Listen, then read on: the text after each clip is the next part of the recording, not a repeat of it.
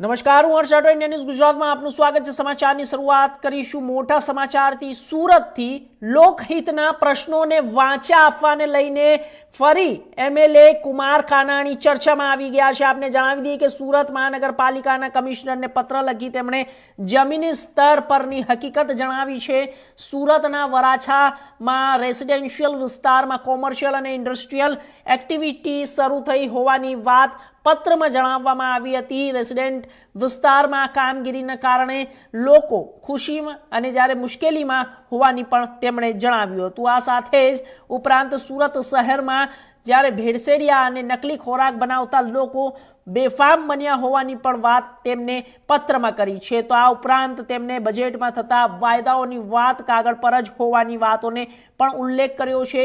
અને આ સાથે મહિલાઓ માટે પિંક ટોયલેટ, તાપી નદી પર અશ્વિની કુમાર પુલપાળા અને ઉત્તરાયણને જોડતો રિવર બ્રિજ સહિત સ્મારક અને લાલ કિલ્લા લાઇટનું શોનું આયોજન, 5 પાંડવોના ઓવર તેમજ સાથે 3 અને વોર્ડના વિકાસની વાતો તેમજ ચોમાસા દરમિયાન દર વર્ષે આવતી ખાડી પૂરના નિરાકરણની વાતો માત્ર ખાડી પર જ હોય તેવું તેમણે જણાવ્યું છે। તો બીજી તરફ સ્માર્ટ સિટી, મેગા સિટી સુરતમાં ખાડીના કારણે ગંદકી, મચ્છર અને ખાડીપૂરનો ત્રાસ સુરત માટે શરમજનક હોવાનું તેમણે જણાવ્યું છે। તો આ સાથે જ વરાછા વિસ્તારમાં હેલ્થ સેન્ટર, તરણકુંડ, community hall, auditorium, sports complex બનાવી દેવાયા બાદ તેમની હાલત ખરાબ થતી હોવાની વાત પણ તેમણે પત્રમાં કરી છે। બેફામ નકલી ખાદ્ય પદાર્થો, ભેળસેળ પદાર્થો બની રહ્યા છે અને લોકો ખાઈ રહ્યા છે। કાર્યવાહી શું થાય છે? રેડ પડે, દંડ થાય, સેમ્પલ ફેલ થાય, એકાદ દિવસ કદાચ પોલીસ કેસ કરે કોઈકમાં તો એકાદ દિવસની અંદર જામીન મળી જાય, છૂટી થાય, ધંધો શરૂ થાય છે। કઈ દુકાન બંધ થઈ, કોના ધંધાઓ બંધ થયા ડુપ્લિકેટના? એટલે હેલ્ધી સિટી કેવી રીતે બનશે એની કોઈ ચિંતા નથી।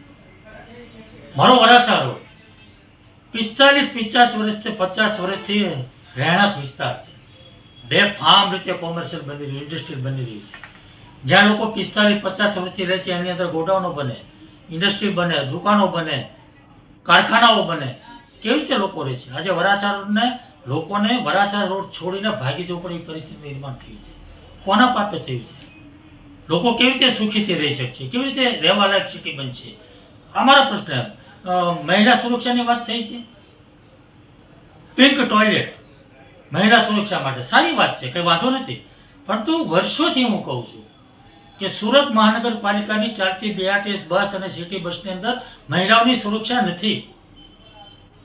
અનેક વાર છેડતીના બનાવો બને છે, વિડીયો વાયરલ થાય છે। તો મેં અનેક વાર કીધું છે કે મહિલાઓ માટે બસ અલગ હોવી જોઈએ। એમાં કોઈ મહાનગરપાલિકાને 1 રૂપિયાનો ખર્ચો નથી। કામરેજથી સ્ટેશનની રૂટની 50 બસ ચાલે છે, 10 બસ એમાંથી મહિલાઓની બનાવવાની છે, મહિલાઓ માટે અલગ, એમાં કંઈ ખર્ચો નથી, કંઈ નથી, છતાં પણ થતું નથી। મહિલા સુરક્ષાની વાતો કેવી રીતે થાય છે? ખાલી ટોયલેટ બનાવતી મહિલાઓની સુરક્ષા બની જશે? તો આ વાત જે મારી છે, જે મુદ્દાઓ છે એ બજેટની અંદર સમાવેશ નથી થયો। એટલે બજેટની અંદર સમાવેશ થાય અને એનું આયોજન થાય અને એનો